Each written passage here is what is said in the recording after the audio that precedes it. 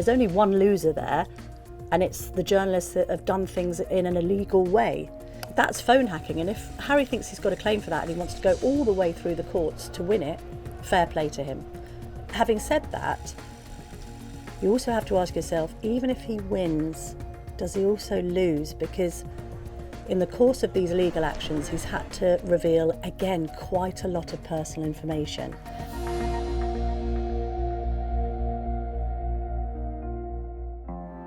Perhaps the most interesting aspect of Prince Harry's war with the media is how that sits with Meghan's aspirations.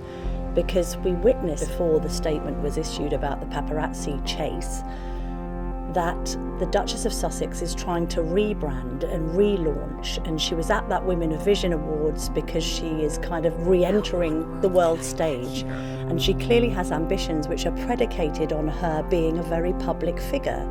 There's clearly a desire for fame there, as you would expect of a former actress. How does that sit with what Prince Harry's doing? Because he's actually, it's ironic because he said this about him and his brother, he's actually on a very different path to his wife, because he is at the centre now of 6 different legal actions against 3 different newspapers. He's also suing the Home Office on 2 counts. One because he was stripped of his taxpayer-funded security, and he disagreed with that decision after Mexit, and secondly because the Home Office has said he can't have the same security and pay for it, that Metropolitan Police bodyguards carrying guns aren't for hire. So he's at the centre of all of these different legal actions, and he said himself in his own words to Tom Bradby, ITV presenter, this is my life's work. He feels like he's a man on a mission to reform the press.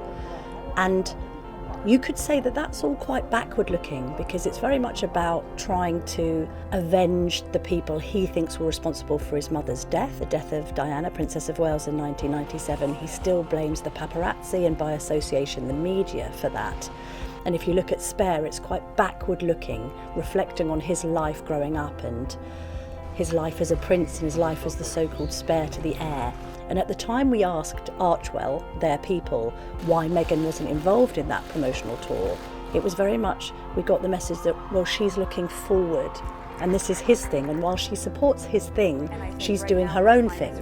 So there is a bit of a contradiction there with what the couple are doing, because Harry's very much looking backwards in order to create what he thinks is going to be a brighter future, whereas with talk of her relaunching her lifestyle blog, the TIG 2.0, and I've done a story about this @Meghan name handle being reinvigorated on Instagram.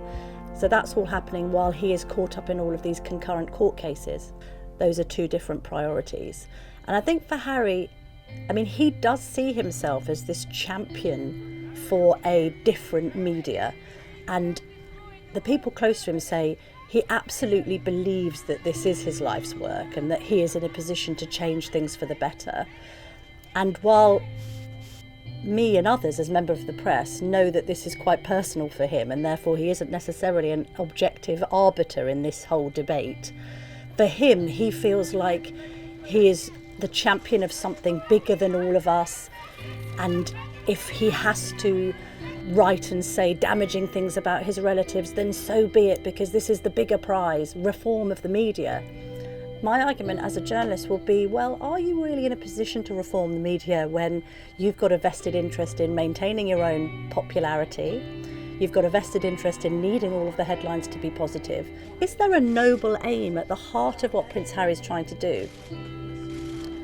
Yes, because I don't think most people, myself included, are happy with the idea of paparazzi pursuing celebrities in cars and on motorbikes.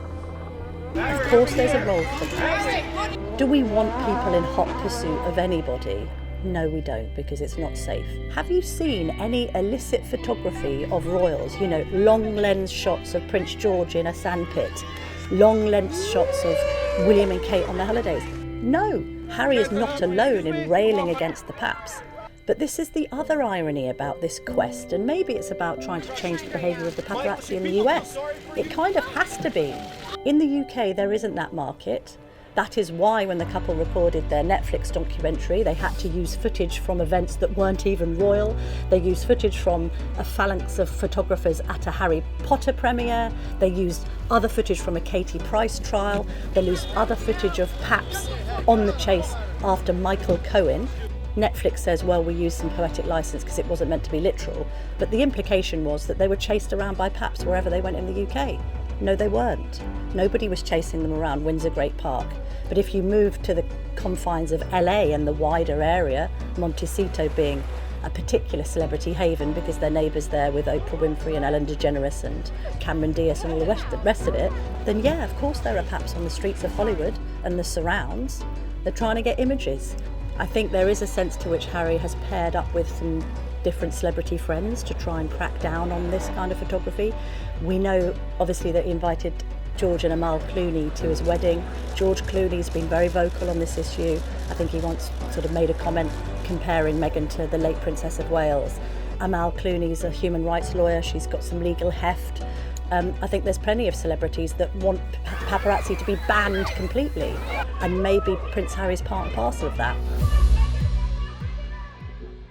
Any responsible, right-minded journalist thinks that phone hacking was a total aberration.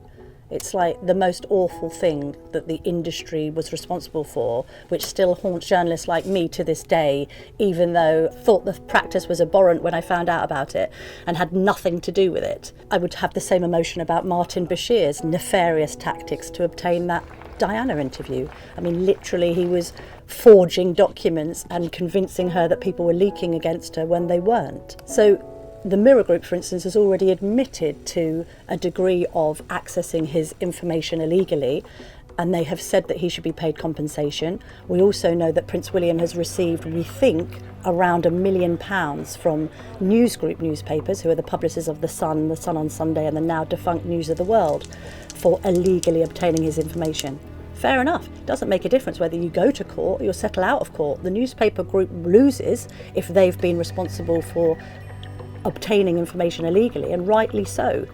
There's only one loser there, and it's the journalists that have done things in an illegal way. That's phone hacking, and if Harry thinks he's got a claim for that and he wants to go all the way through the courts to win it, fair play to him. Having said that, you also have to ask yourself, even if he wins, does he also lose? Because in the course of these legal actions, he's had to reveal, again, quite a lot of personal information. In one of the witness statements, he's talked about how he felt shut out of conversations about phone hacking at the palace because William and others regarded him as a hothead. Again, we get the situation where he feels he's fighting for a higher prize and it's worth all of these repeated revelations about his nearest and dearest, but it's highly unlikely that his nearest and dearest agree with that approach because they obviously still follow this late Queen mantra of never complain, never explain. He thinks that these revelations are for the greater good, but I can't imagine that his royal relatives agree with that.